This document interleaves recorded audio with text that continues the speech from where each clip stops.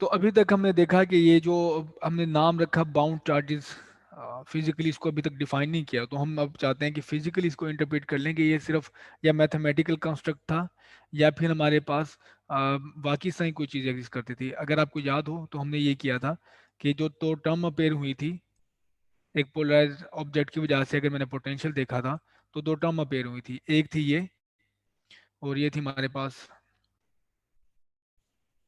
P dot d a और नीचे था ये आर।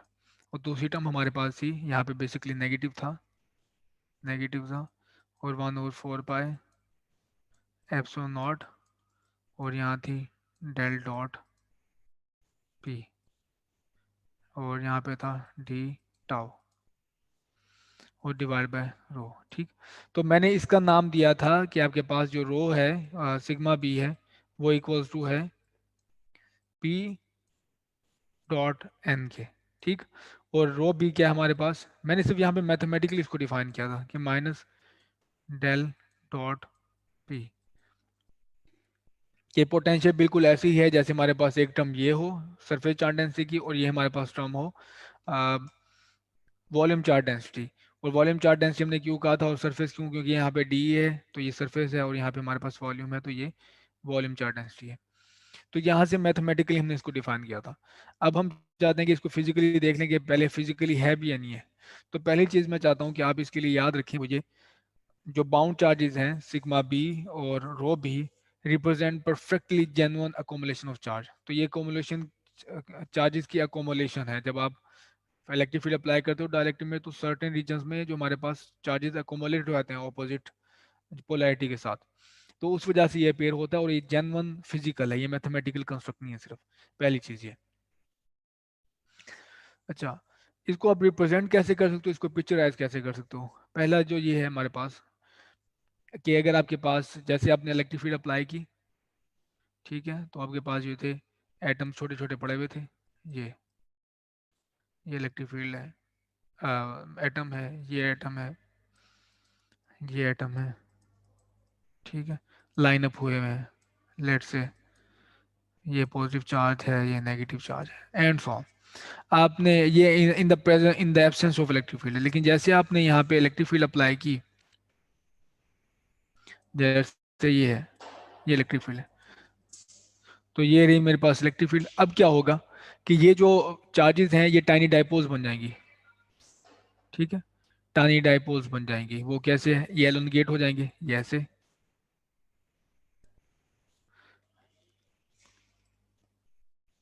ये ऐसे, ऐसे, ऐसे।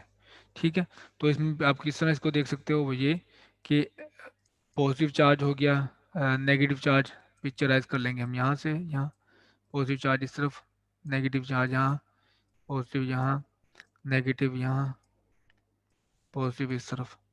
Okay, positive charge in the direction of electric field और negative charge opposite to the electric field. तो ये बाउंड रहेंगे, ये कहीं भाग नहीं सकते, जा नहीं सकते। अब ये क्या होगी, टाइनी डाइपोल होगी। अब इन टाइनी डाइपोल्स को आप रिप्रेजेंट कर लें वेक्टर से, ये यहाँ से यूँ, ठीक, ये यहाँ से छोटे छोटे वेक्टर हैं, ये क्या है, डाइपोल मोमेंट्स हैं। अब आपको पता है कि एक साइड पे इसके क्या है पॉजिटिव चार्ज और दूसरी साइड पे हमारे पास है नेगेटिव। तो ये रहा पॉजिटिव, सॉरी, ये रहा हमारे पास नेगेटिव, ये रहा पॉजिटिव। दूसरी डाइपोल का ये नेगेटिव, ये पॉजिटिव, ये नेगेटिव, ये पॉजिटिव, ये नेगेटिव और ये पॉजिटिव। अब इन साइड देखें कि एक दूसरे को कैंसिल आउट कर रहे हैं, ये पॉजिटिव नेगेटिव है, पॉजिटिव नेगेटिव है, पॉजिटिव। तो अब आपके पास सिर्फ जो पूरा करेक्ट बिहेवियर मिलेगा वो ये होगा कि जैसे आप इस पूरी डिस्ट्रीब्यूशन को रिप्लेस कर दें एक ही वेक्टर के साथ, इस तरह ये है, और एक साइड पे इसकी है नेगेटिव और दूसरी साइड पे हमारे पास है ये नेगेटिव और ये है पॉजिटिव। ठीक है, तो एट द एंड जो चार्जेस हैं ये असल में बाउंड चार्जेस हैं।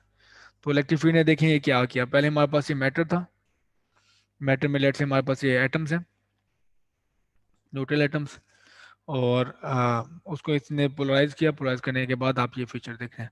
और इन केस अगर आपके पास पहले से एटम पोलराइज्ड हो, मॉलिक्यूल पोलराइज्ड हो, तो ये पिक्चर नहीं होगी सही, पहले से वो पोलराइज्ड है। तो उस केस में ये क्या करेगा, एंड बिहेवियर सेम होगा। होगा ये कि जो डाइपोल मोमेंट ऑलरेडी बनी हुई है, तो यहाँ पे लेट से हमारे पास डाइपोल मोमेंट ऑलरेडी पड़ी है जो कि डिसलाइन थी, कोई इस डायरेक्शन में थी, कोई इस डायरेक्शन में थी, कोई इस डायरेक्शन में थी, कोई इस डायरेक्शन में, इस डायरेक्शन में। तो जैसे आप इलेक्ट्रिक फील्ड अप्लाई करेंगे तो वो क्या करेंगे, tend to align in the same direction. तो सेम डायरेक्शन में वो अलाइन होने की कोशिश करेंगे, तो वो पिक्चर कुछ इस तरह से दिखाई देगी आपको। तो वो बिल्कुल यही देखें, एट एंड जो यही पिक्चर बनी है बिल्कुल वो यही पिक्चर बन जाएगी। तो पहले से पोलराइजेशन हो या ना हो, या बाद में इंड्यूस हो, एट द एंड पिक्चर आपके पास ये होगी कि एक जो एंड रीजन्स पे आपके पास जो डाइप वो चार्ज की अकोमोलेशन हो जाएगी।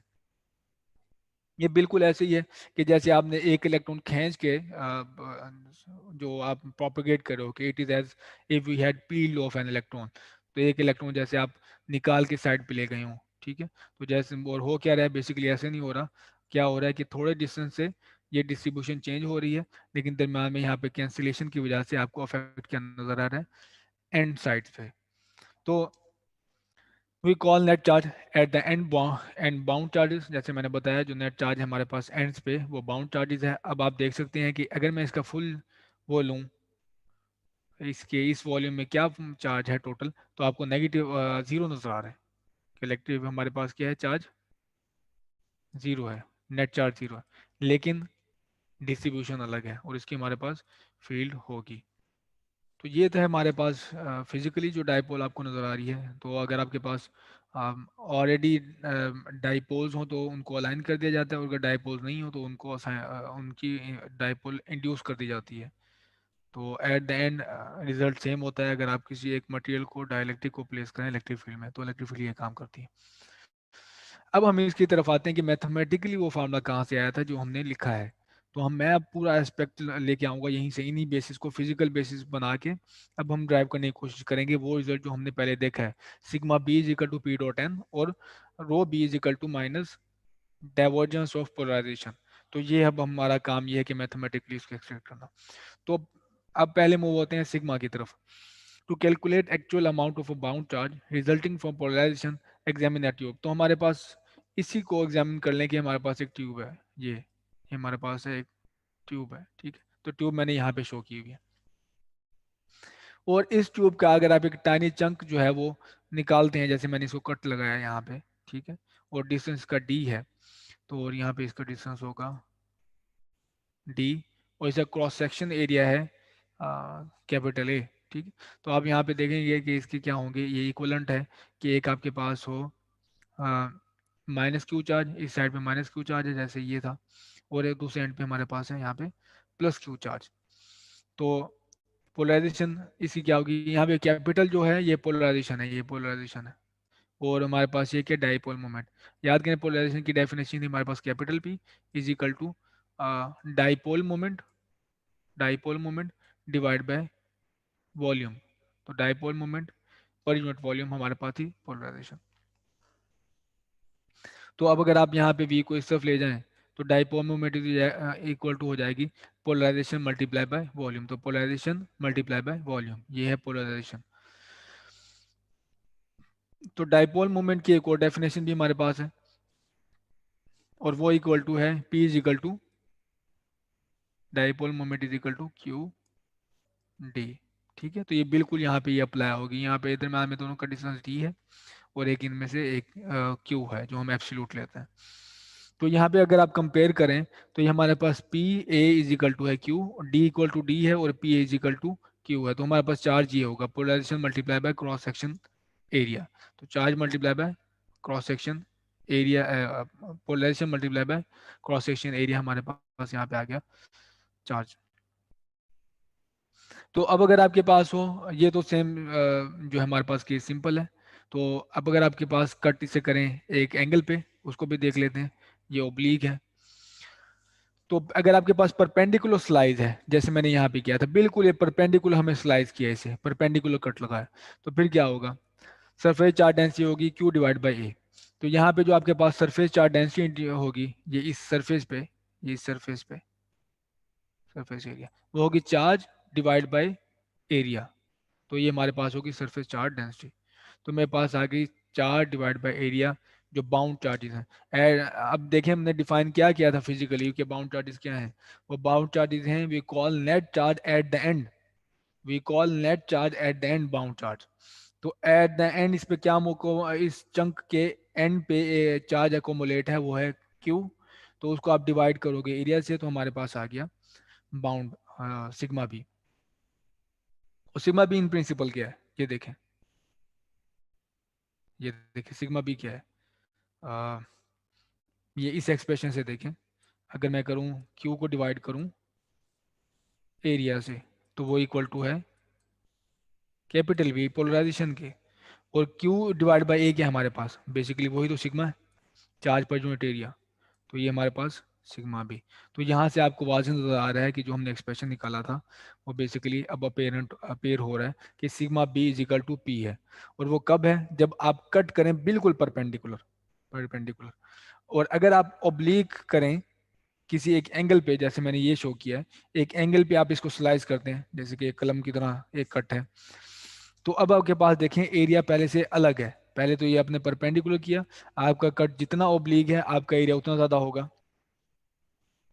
तो ये हमारे पास होगा जो ई एंड मैंने लिखा हुआ है इसे।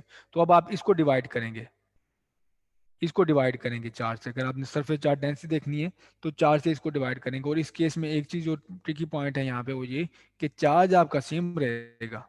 अगर आप इसको कट करते हैं ना किसी एंगल पे, तो आपके पास जो चार्ज है वो सेम रहेगा।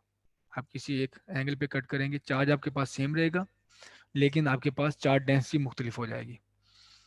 तो चार्ज डिवाइड बाय सेम।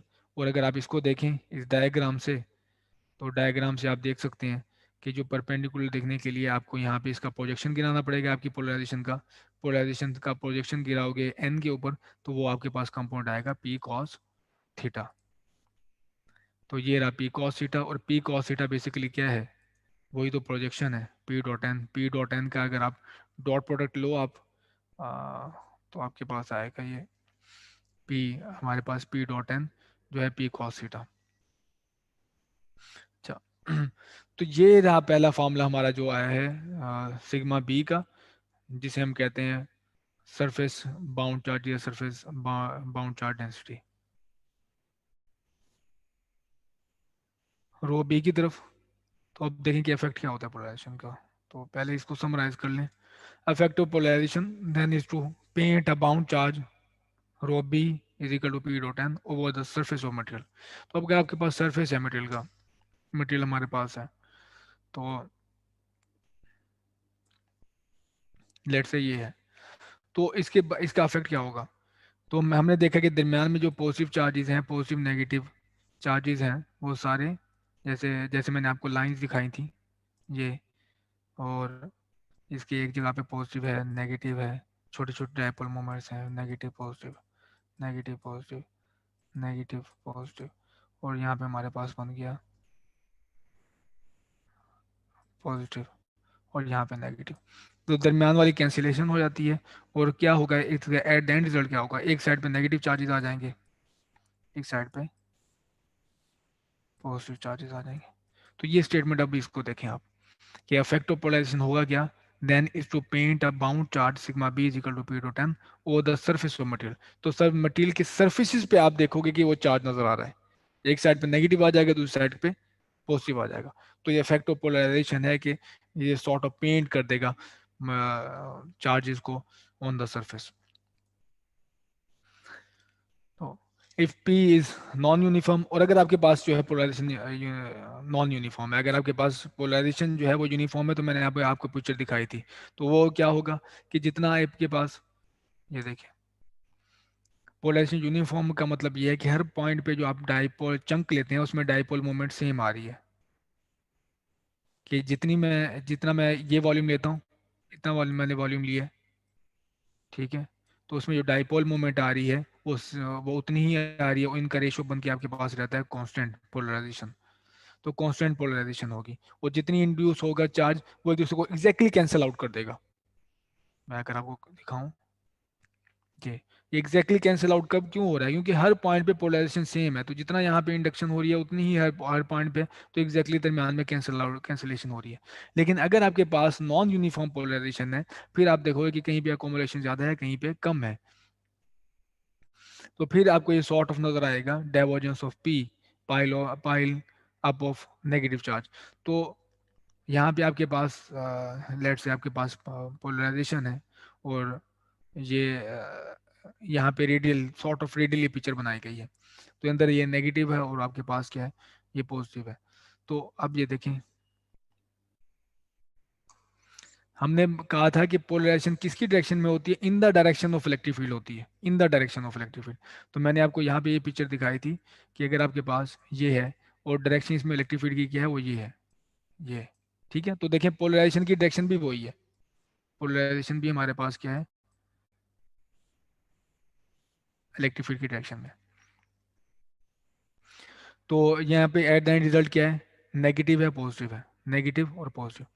अब देखें, अगर आपके पास यहाँ पे सॉर्ट ऑफ रेडियल जो पोलराइजेशन मैं दिखा रहा हूँ, तो आपको क्या दिखाएगा यहाँ पे, कि सेंटर में नेगेटिव अकोमुलेट है हमारे पास, और आउटसाइड पे हमारे पास है पॉजिटिव। सेंटर में नेगेटिव और आउटसाइड पे पॉजिटिव। ये समझ लें कि वो वही डाइवर्ज हो रहा है। जिस तरह मैंने आपको एक मिसाल दी हुई है कि अगर आप देखेंगे कि कहीं डाइवर्जेंस जीरो है या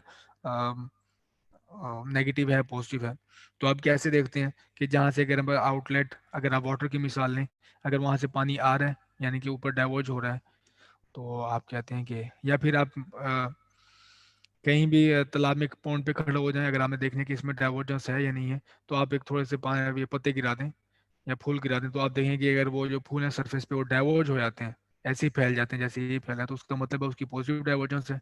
और अगर हमारे पास वो एक जगह पे दूर है, तो एक जगह पे इकट्ठे हो जाते हैं, तो इसका मतलब है उसकी नेगेटिव डाइवर्जेंस है। और अगर वो नहीं होते, ये मूवमेंट नहीं दिखाते, जैसे हैं वहीं पे रह जाते हैं, तो इसका मतलब है उसमें डाइवर्जेंस नहीं है, डाइवर्जेंस जीरो है। तो अब आप ये देखें कि यहाँ पे क्या हो रही है, डाइवर्जेंस नजर आ रही है आपको, तो नेगेटिव ऊपर है और यहाँ पे आपके पास ये रेडियल अकोमोलेशन है चार्जेस की, ये अकोमोलेशन है, ये अकोमोलेशन, ये अकोमोलेशन। तो नॉन यूनिफॉर्म जो अगर आपके पास है, क्या कहते हैं, पोलराइजेशन, तो वो उसका ये नतीजा निकल रहा है। नॉन यूनिफॉर्मिटी आपको किस किस में केस में नजर आ रही है? एक तो केस हो सकता है आपके पास जो डायरेक्शन अलग हो, और दूसरी आपके पास नॉन यूनिफॉर्मिटी नजर आ सकती है कि उसकी मैग्नीट्यूड अलग हो, क्योंकि ये वेक्टर क्वांटिटी है। Indeed the net bound charge is sigma b d tau. तो असल में है क्या ये? अब अगर मैं इसका सरफेस ड्रॉ करूं, अंदर वॉल्यूम ड्रॉ करूं, कि सरफेस को थोड़ा इग्नोर कर दूं, अब मैं कोशिश करता हूं कि इसका मैं ना वो ड्रॉ करता हूं वॉल्यूम। तो मैंने वॉल्यूम ड्रॉ किया ये, तो अब वॉल्यूम में देखें कितना अकोमोलेशन चार्ज आ रहा है, नेगेटिव नेट चार्ज आ रहा है, नेगेटिव चार्ज आ रहा है नेट, जो अंदर अकोमोलेट हुआ है। और ये जो आपके पास पॉजिटिव चार्ज है वो पेंट हुआ है आउटर सरफेस पे। तो मैं अब इसका दरमियान में लेता हूँ कि वॉल्यूम में कितना चार्ज है, वो बेसिकली ये है, रो बी डी टाउ। और है क्या असल में, ऑपोजिट चार्ज है जो कि पुश हुआ है सरफेस के ऊपर। तो सरफेस पे हमारे पास आया हुआ है पॉजिटिव चार्ज, और अंदर हमारे पास क्या है असल में, नेगेटिव चार्ज। इस वजह से यहाँ पे देखो नेगेटिव अपेयर हो रहा है। तो यहाँ पे इनकी इक्वलिटी मैं आपको दिखा रहा हूँ, ये कि रो बी है हमारे पास सिग्मा बी, और वो असल में क्या है, उसका नेगेटिव पोलराइजेशन की वजह से हमारे पास charge p dot d a. और इधर से अगर आप इसको सरफेस इंटीग्रल को कन्वर्ट कर दें डाइवर्जेंस इंटीग्रल में, तो आपको ये नज़र आता है, ठीक है, नेगेटिव के साथ। तो नेगेटिव डेल्टा डॉट पी। तो अगर आप यहाँ पे इसको इस कंपेरिजन करें, तो आपके पास मैथमेटिकली ये नज़र आ रहा है, true for any volume rho b is equal to minus delta divergence of polarisation. तो डाइवर्जेंस में अब, और ये जो इसकी इक्वालिटी में ये दोनों एक्सप्रेशन कहाँ से आए? तो मैंने आपको यहाँ से ये बताया कि जो आपको जो पोलराइजेशन का नतीजा है, उस नतीजा क्या है उसका, कि सरफेस पे एक पॉजिटिव चार्ज पेंट हो गया, और इनसाइड द वॉल्यूम असल में चार्ज कितना है, उतना ही वॉल्यूम है, उतना ही चार्ज है जितना कि सरफेस पे पेंट हुआ हुआ है, लेकिन वो नेगेटिव है, ठीक है। जितना यहाँ पे लेट से ये है 1 2 3 4 5 है, तो अंदर भी आपको 5 चार्ज मिलेंगे लेकिन नेगेटिव मिलेंगे। तो जितना अंदर चार्ज सरफेस पे है उतने ही अंदर है लेकिन नेगेटिव के साथ है। ठीक है, तो टोटल चार्ज आप ये ले लेते हो, रो को अगर डी वॉल्यूम इंटीग्रल ले लो उसका, तो टोटल चार्ज आ जाता है आपके पास। और टोटल चार्ज अगर आप यहाँ से लो, सरफेस से ले लो, टोटल चार्ज है तो उतना ही लेकिन पॉजिटिव है। तो अगर आप सरफेस से लेना चाहो तो आप सरफेस इंटीग्रल ले लो पोलराइजेशन का, तो आप सरफेस का इंटीग्रल लो, आपको उतना ही चार्ज मिलेगा लेकिन मिलेगा आपको नेगेटिव। तो ये आपके पास यहाँ से दो रिलेशन है। तो ये अब हमने क्या किया, फिजिकली फिजिकली डिफाइन किया है, फिजिकली इन बाउंड चार्जेस को देखा है, फिर उसमें से मैथमेटिक्स एक्सट्रैक्ट किया। इन्हीं कॉन्सेप्ट को सामने रखते हुए आप ये कर सकते हैं कि जो हमारे पास वो जो हमने डिस्कस किया था एक स्फेयर और चैप्टर नंबर 3 में, कि अगर आप उसे इलेक्ट्रिक फील्ड में रखते हैं तो एक साइड पे आपके पास पॉजिटिव चार्ज अकोमुलेट हो जाता है, दूसरी साइड पे नेगेटिव चार्ज अकोमुलेट होता है। तो आप बिल्कुल आप इसको एनालाइज कर सकते हैं कि जैसे कि हमारे पास दो टाइप के चार्जेस हैं, दो टाइप के स्फेयर हैं, एक टोटली जो स्फेयर है हमारे पास। अच्छा, ये मैं दोबारा क्यों डिस्कस कर रहा हूँ, क्योंकि हम अब जो पिक्चर पढ़ चुके हैं, खासकर ये वाली पिक्चर, ये वाली पिक्चर, ये इसको हम यूज में ला के अगर आप देखें कि दोबारा अगर आप पोलराइजेशन इलेक्ट्रिक फील्ड कैलकुलेट करें तो आप बिल्कुल वही सेम चीज़ें फाइंड करोगे। तो है क्या ये हैं दो स्फेयर्स, ठीक है, दो यूनिफॉर्मली चार्जेड स्फेयर हैं, एक टोटली पॉजिटिव है और दूसरा टोटली नेगेटिव है, यूनिफॉर्मली चार्जेड है। ये देखिए यूनिफॉर्म चार्ज, तो जितना ये नेगेटिव जैसे डिस्ट्रीब्यूट हुआ है उतने ही ये पॉजिटिव वैसे ही डिस्ट्रीब्यूट हुआ है। तो अगर आप इसको थोड़े डिस्टेंस से, इतने डिस्टेंस से एक दूसरे के ऊपर रख देते हो मैनेज करके, तो आप देखोगे कि इन साइड जो है आपके पास, इन साइड इस रीजन में, इस साइड रीजन में पॉजिटिव नेगेटिव को कैंसिल कर देगा तो आपके पास हो जाएगा न्यूट्रल। और एट द एंड जो है जितना डिस्टेंस आपने यहाँ नीचे रखा था उतने से डिस्प्ले से इतना यहाँ पे पॉजिटिव चार्ज रह जाएगा, उतना यहाँ पे नेगेटिव चार्ज आएगा। तो इसको आप देख लेंगे पूरा, आप इसको डायपोल मोमेंट की शक्ल में देख सकते हैं अगर आप वही पिक्चर लें जो अभी हमने यहाँ पे पढ़ी है। तो आप यहाँ से भी अगर आप कैलकुलेट करें इलेक्ट्रिक फील्ड इन स्फीयर की, तो आपके पास बिल्कुल वही रिजल्ट आएंगे जो पहले दो एग्जांपल में हमने देखे हैं।